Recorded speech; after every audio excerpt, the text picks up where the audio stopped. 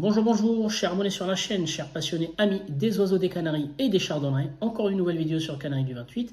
Et aujourd'hui, nous allons répondre à certaines questions posées par des abonnés. Donc, bien sûr, j'ai sélectionné ces questions-là par rapport à l'actualité, c'est-à-dire la période de reproduction, les amis.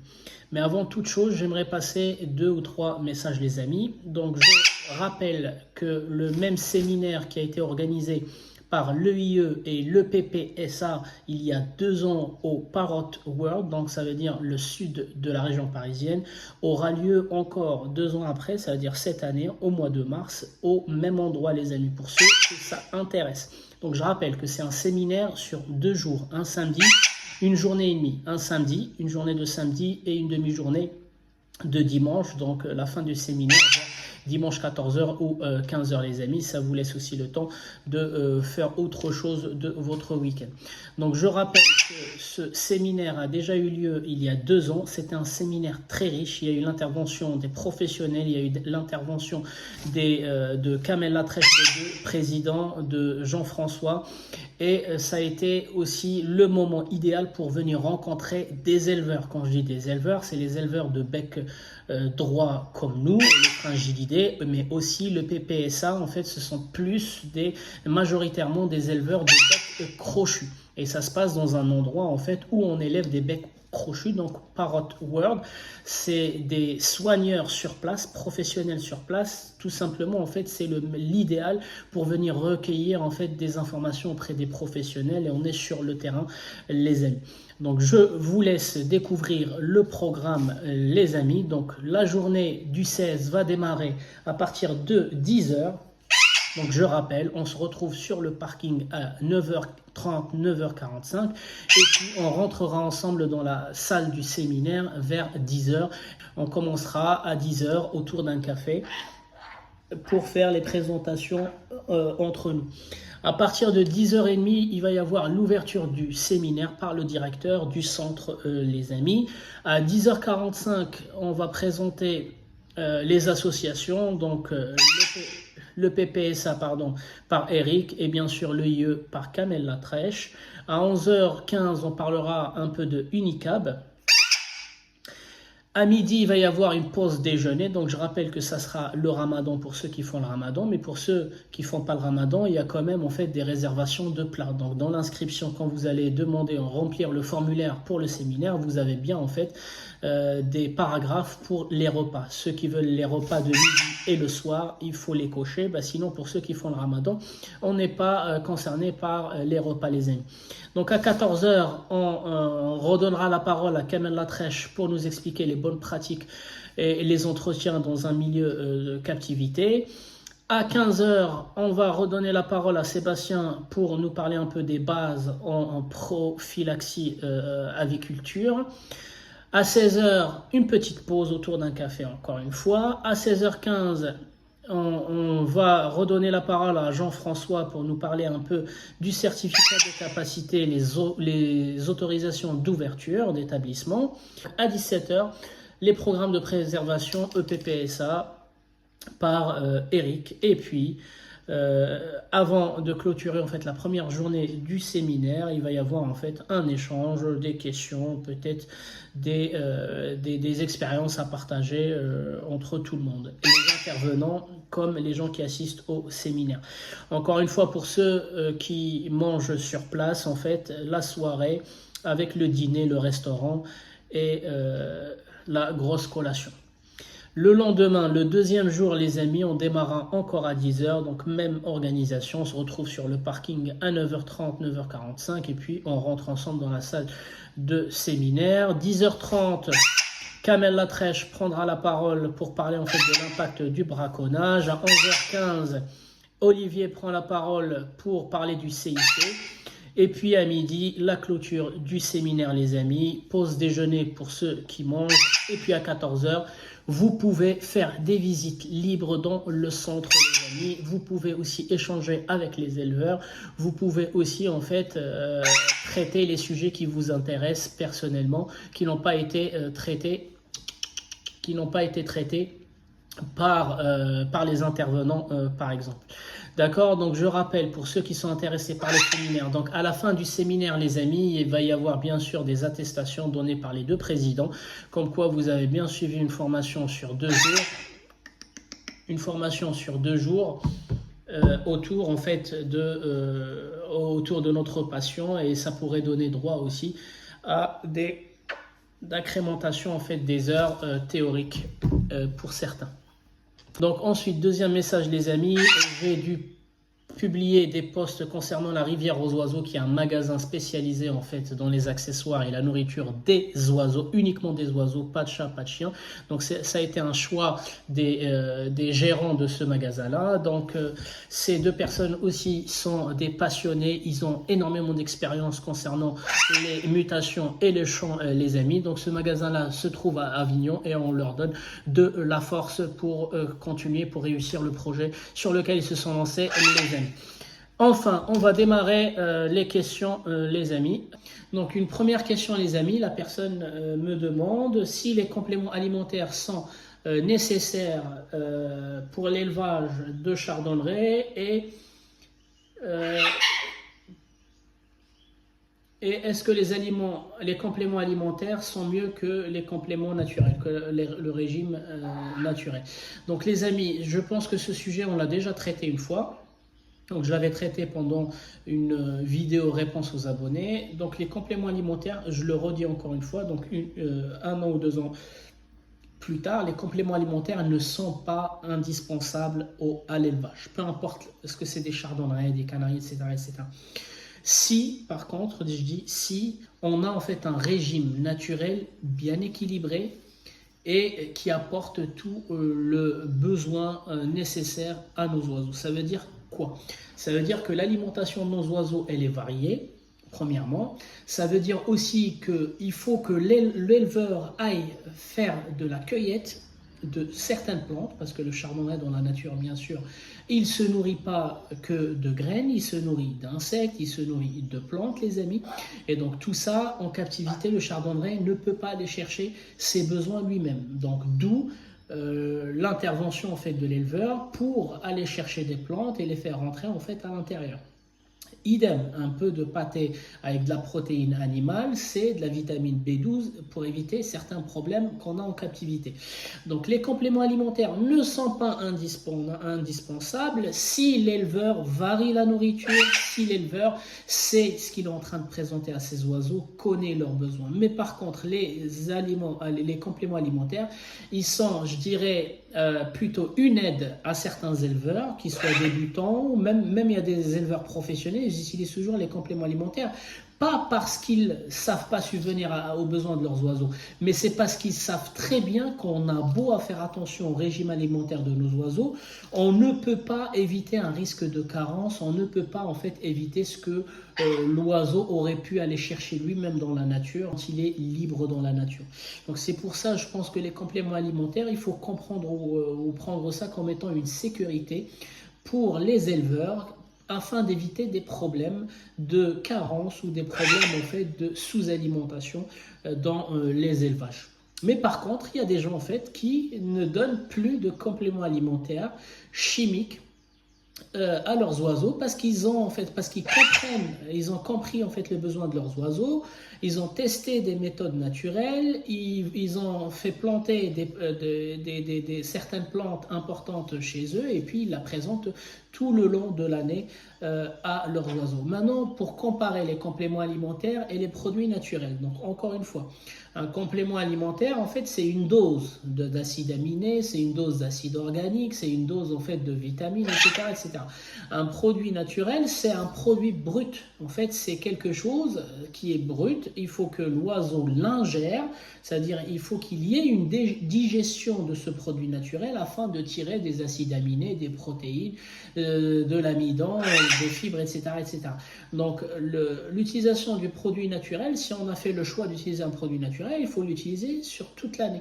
Il ne faut pas attendre une période de préparation pour donner des produits naturels. Les produits naturels, il faut les anticiper afin que leurs résultats, après la digestion, soient disponibles dans l'organisme des oiseaux. Donc c'est là où il faudra comment. C'est pas quand l'oiseau il tombe malade ou quand l'oiseau approche d'une exposition ou d'une période de reproduction que je vais donner en fait des produits naturels. Non, les produits naturels, c'est en anticipation pendant toute l'année afin que quand on arrive dans les périodes critiques, une période de mue, une période d'exposition, une période de championnat, une période de reproduction ou une période de maladie, les amis, les oiseaux, ils ont dans leur organisme tout ce qu'ils devaient avoir en fait comme acides aminés, comme vitamines pour les aider à franchir en fait cette période très compliquée. Donc encore une fois, moi je vous partage mon expérience.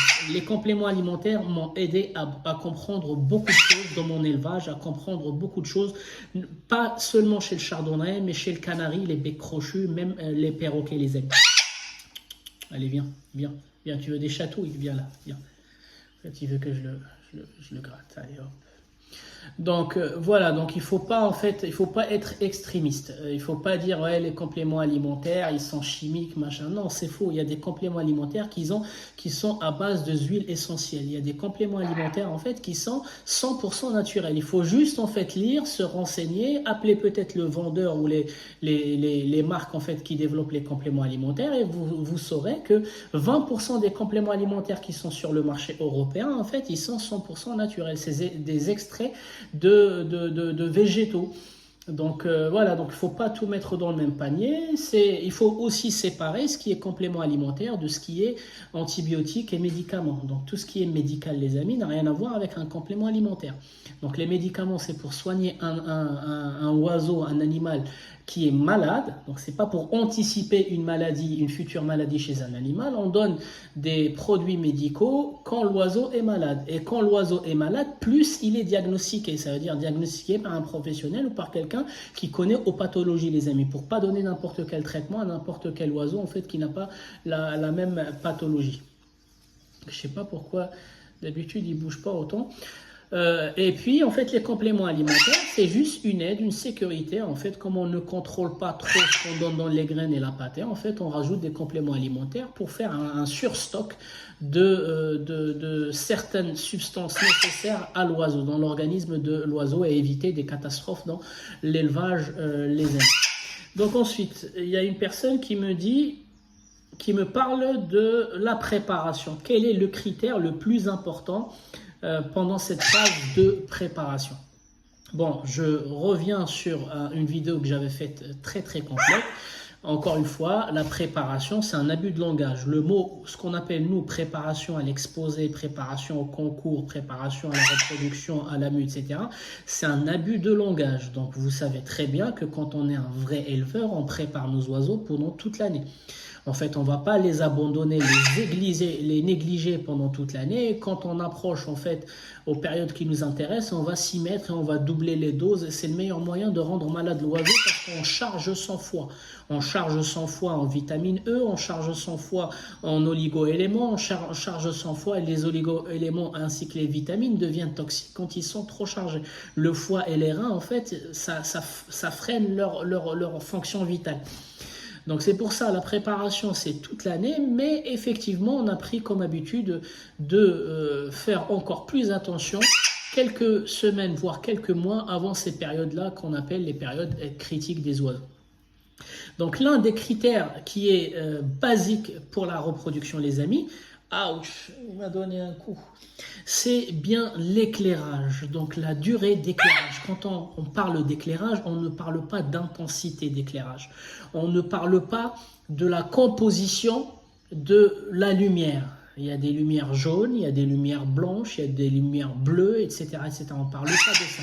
On parle de la durée entre l'allumage de la lumière jusqu'à l'extinction de la lumière. En fait, c'est ça ce qu'on appelle la lumière, ou la durée de la journée, comme nous en fait. En hiver, les jours se rétrécissent, les nuits se rallongent, et en été, c'est l'inverse. Ah bah, les oiseaux, ils ont une horloge biologique, ils ont une habitude dans leur gène, dans leur nature, qui leur permet de savoir qu'on s'approche du printemps.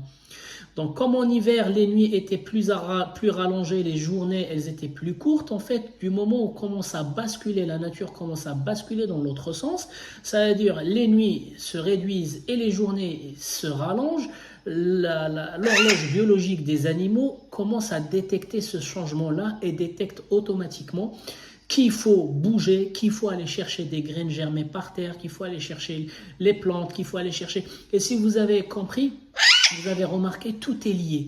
Les plantes, les animaux, la faune et la flore, ils sont liés. Donc quand on s'approche du printemps, il y a des plantes qui vont sortir, qui vont pousser. Bon, en fait, c'est pour donner du boost à certains animaux qui vont venir se nourrir et faire un stock de gras avant la période de reproduction. Donc l'un des critères le plus important pour moi pour la reproduction, c'est premièrement, c'est la santé des oiseaux. Deuxième chose, c'est la lumière. Et troisième chose, en fait, c'est les apports. Est-ce que les oiseaux ils sont prêts? Parce que la femelle qui va aller au nid, qui va couver, qui va sortir 3 fois, mais quelques secondes pour nourrir, etc., en fait, il faut qu'elle renforce sa structure squeletteuse. Donc, il y a aussi cette erreur-là. Quand on s'approche de la période de reproduction ou quand on est dans la période de reproduction, les gens ils mettent trop de calcium dans la pâte, les amis. Et ça charge les intestins. À savoir que le calcium ne se stocke pas. Le seul moyen de stocker le calcium, les amis, c'est de le mettre dans le squelette, dans les os des oiseaux pendant toute l'année. Donc, ce n'est pas les 2 semaines ou les 2 mois avant la reproduction qui vont permettre à l'oiseau d'avoir un stock. Le seul stock de calcium, les amis, c'est le squelette. Donc, toute l'année, on renforce la structure squeletteuse des femelles et des mâles aussi. Pour la mue aussi, ça aussi c'est pour la mue, afin que lorsqu'ils en ont besoin dans l'année pour la mue, donc 2 fois par année pour les femelles, ceux qui vont reproduire et ceux qui vont faire la mue, et 1 fois pour les mâles, ceux qui vont passer la mue, afin que quand ils ont besoin de calcium, en fait leur organisme il va aller tirer sur le calcium, il va aller fragiliser la structure osseuse. Et ça, cette boucle-là, certains éleveurs ne la connaissent pas, ils pensent que quand on met du calcium dans la pâtée, c'est ce calcium-là qui va dans les œufs. Non, ce calcium-là, il va aller dans les os de l'oiseau et quand la femelle a besoin de couvrir, en fait, l'organisme de la femelle a besoin de couvrir avec du calcium, en fait, la peau de l'œuf, il va aller chercher du calcium dans les os et pas dans le système digestif parce qu'en fait la forme du calcium dans le système digestif elle n'est pas exploitable pour le système reproducteur. C'est pas les mêmes réactions chimiques. La matière elle est la même mais elle n'est pas exploitable directement. Donc le système reproducteur il va aller chercher le calcium dans les os des femelles les amis. Donc d'où l'importance de la préparation. Donc on ne donne pas le calcium uniquement pendant la période de reproduction. On peut renforcer mais c'est toute l'année. Il faut renforcer les squelettes de nos mâles et nos femelles avec le calcium. D'accord? Donc l'un des critères les plus importants pour la reproduction, la saison de reproduction, ce sont des oiseaux en bonne santé, ce sont des oiseaux qui ont bien récupéré entre la mue et la reproduction. Il faut marquer 3 mois, 4 mois, plus cette phase-là, plus cette marge-là, elle est large ou elle est grande, mieux les oiseaux ils vont se préparer à la reproduction, ils auront récupéré, ils ont marqué en fait un temps de pause les amis. Donc question suivante. Donc il y a une personne qui m'a demandé en fait pour faire des souches combien de couples il faut. En fait tout dépend de qu'est-ce que vous appelez une souche. Alors la définition d'une souche en fait c'est une mutation, c'est un phénotype. Vous allez chez un éleveur, il va vous dire moi les agates c'est une souche. Pourquoi c'est une souche? Parce qu'en fait il a compris la formule, il arrive en fait à faire une photocopieuse, ça veut dire sortir les mêmes agates avec la même taille, avec les mêmes... peut-être que dans cette souche-là il y a des qualités, mais il y a aussi des défauts, mais c'est les mêmes entre les jeunes. C'est-à-dire il a compris la formule pour sortir en fait la même chose, c'est ce qu'on appelle une souche. Mais vous allez chez d'autres éleveurs, ils vont vous dire, moi, ma souche, ils parlent du brun, en même temps, ils parlent du brun pastel, en même temps, ils parlent de l'agate. En fait, ce qu'ils ont appelé une souche, en fait, c'est des oiseaux qui évoluent dans les mêmes paramètres d'éleveurs. Ça veut dire, ils ont un régime alimentaire spécifique à l'éleveur, ils ont un programme spécifique à l'éleveur, même s'il sort en fait des tailles différentes, même s'il sort plusieurs mutations, il appelle ça une souche, mais c'est pas vraiment ça ce qu'on appelle une souche. Une souche, les amis, c'est un résultat de travail. Et c'est un résultat de travail quand vous allez chez un boulanger et vous voulez acheter une baguette. Donc le lendemain, vous revenez, vous avez la même baguette. Après-demain, vous avez la même baguette. En fait, c'est une seule formule qui vous permet en fait d'avoir un produit qui a des qualités mais qui a aussi des défauts. Mais par contre, quand vous allez chez un boulanger et aujourd'hui il vous donne une baguette grosse et petite, le lendemain il vous donne une longue et machin, vous allez comprendre que ce boulanger, en fait, il ne maîtrise pas son process. Et puis, en fait, en fonction des opérateurs qu'il met derrière le four ou derrière le plan de travail, en fait, il sort un produit qui n'est pas stable. Il ne sort pas, en fait, un produit qui est stable et qui est le même, etc., etc. Donc pour travailler des souches, les amis, on n'est pas obligé de partir de 40 couples. Au début, on peut partir de 2 voire 3 couples. Et puis, une fois qu'on est arrivé à la 3e, 4e génération, on peut rajouter soit des couples, soit des individus, des mâles et des femelles. Après, il y a une autre méthode, ça veut dire partir de 4 ou 5 couples, et au bout de la 7e génération, on fait rentrer. En fait, une souche, la construction d'une souche, c'est ça en fait, c'est de chercher votre process qui vous permettra de fixer des critères au détriment d'autres critères. Ça veut dire, je vais tester des choses, des croisements, et puis je me rends compte que c'est bon, j'ai figé ou j'ai fixé en fait les gros masques. J'ai des gros masques dans mon élevage. Ça ne veut pas dire qu'ils ont un banc rouge. Ça ne veut pas dire qu'ils ont des bonnes limites. Mais non, ça veut juste dire que j'arrive à sortir en fait avec le sang que j'ai des gros masques. Maintenant, il faut que je travaille l'intensité du rouge, il faut que je travaille les limites du rouge, qu'elles ne soient pas dentelées, qu'elles zigzaguent pas, etc., etc.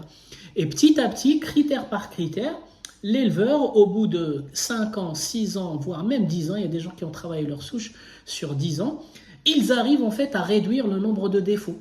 Donc au début, ils sont partis avec une seule qualité, le reste c'est que des défauts. Et au bout de 10 ans, en fait, ils ont beaucoup de qualités avec 1 ou 2 défauts seulement. Et donc ces oiseaux-là, ils peuvent être représentables directement dans des expositions ou dans des concours les amis. D'accord? Il y a ceux aussi qui vont aller acheter des oiseaux souches de certains éleveurs réputés et eux, ils ont gagné du temps.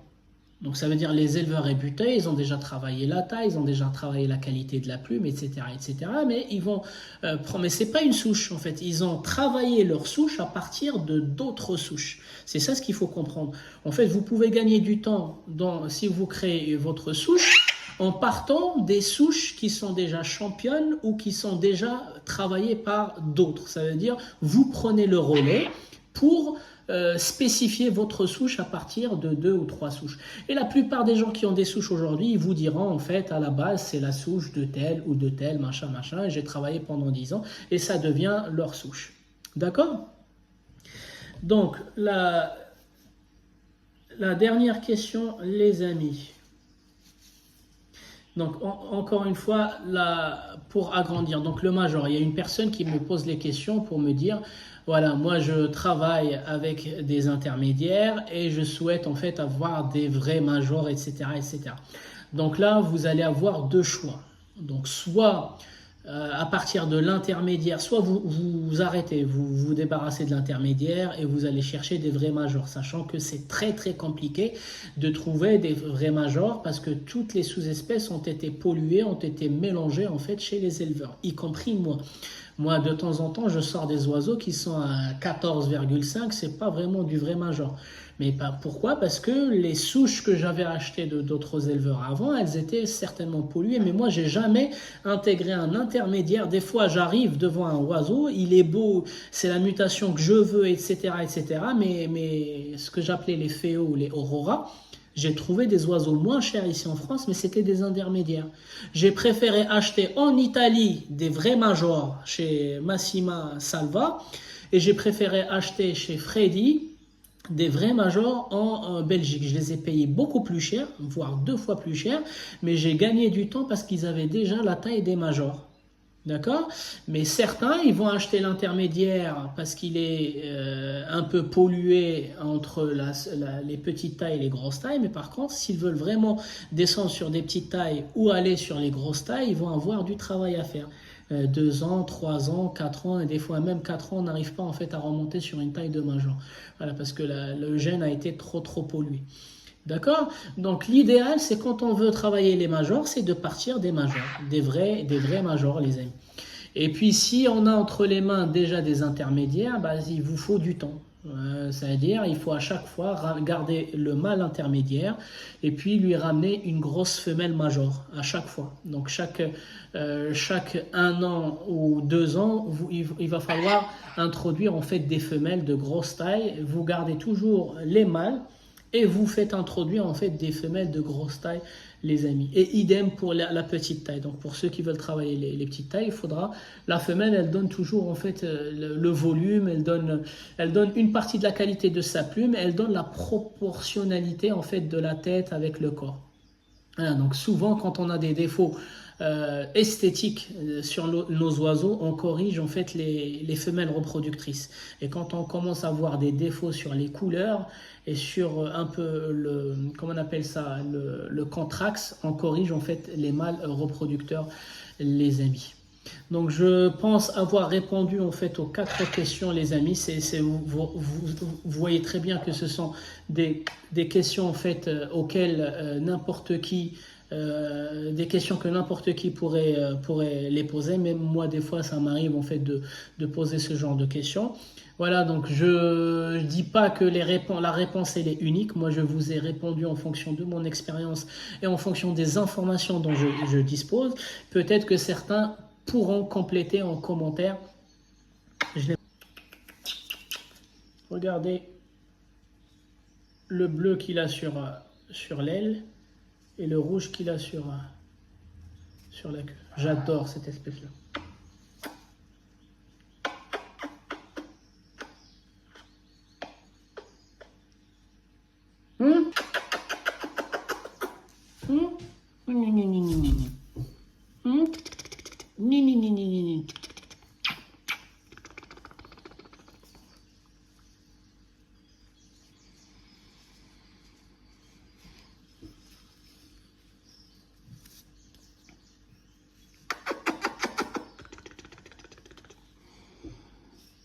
Donc, les amis, c'est pas un hara nobilis, donc c'est pas le hara noble. Le hara noble, il est trop petit. Donc ça, c'est un hara, ce qu'on appelle le hara iliger, ou moi je l'appelle le Macao maracana. Voilà. Donc je voulais absolument cette espèce-là depuis un moment, parce que j'adore en fait les couleurs. Du vert avec du rouge. Non, non. Et puis le bleu. Il aime pas trop quand je lui touche le... Non, non, il dort aussi sur moi. Non.